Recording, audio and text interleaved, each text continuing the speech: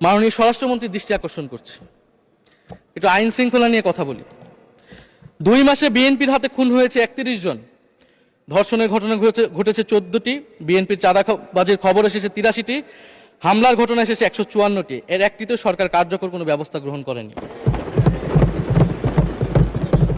মাননীয় স্পিকার, শাহবাগ থানার সামনে ঢাকা বিশ্ববিদ্যালয়ের সাংবাদিক সমিতির কয়েকজন সদস্যকে বেধড়ক মারধর করেছে ছাত্রদলের নেতাকর্মীরা, এবং এটার এখনো কোনো মামলা নেয়নি। মাননীয় স্বরাষ্ট্রমন্ত্রী যদি জানান এই মামলাটা কেন নেওয়া হচ্ছে না। থানার ভিতর প্রবেশ করে ওসির রুমে ডাকসুর 2 জন নির্বাচিত প্রতিনিধিদের উপর হামলা করা হয়েছে।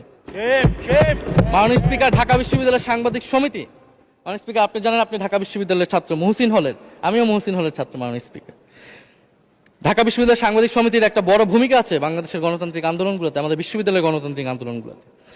মাননীয় স্পিকার, মাজার হামলা নিয়ে কিছু কথা বলতে চাই। এই সরকারের আমলে আমরা দেখলাম যে কুষ্টিয়ায় মাজারে হামলা করে একজনকে হত্যা করা হয়েছে। মাননীয় স্পিকার, আমরা নিন্দা এবং প্রতিবাদ জানাই।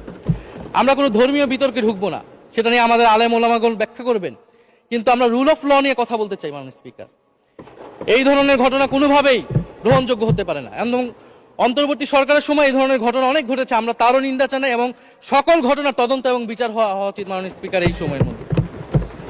মাননীয় স্পিকার, জঙ্গিবাদ নিয়ে নতুন করে কথা আসছে, সরকারের প্রতি অনুরোধ থাকবে আপনারা একটু সমন্বয় করে বক্তব্য দিন।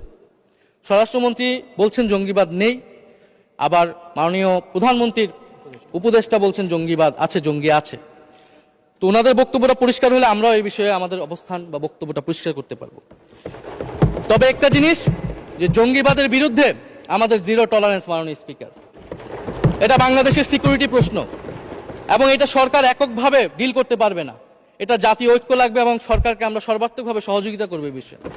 তবে বিগত আমলের মতো এবং ওয়ারেন্ট টেররের প্রজেক্ট হিসেবে যাতে বাংলাদেশে কোনো জঙ্গিবাদের নাটক না হয় মাননীয় স্পিকার, এটাও আমাদের মাথায়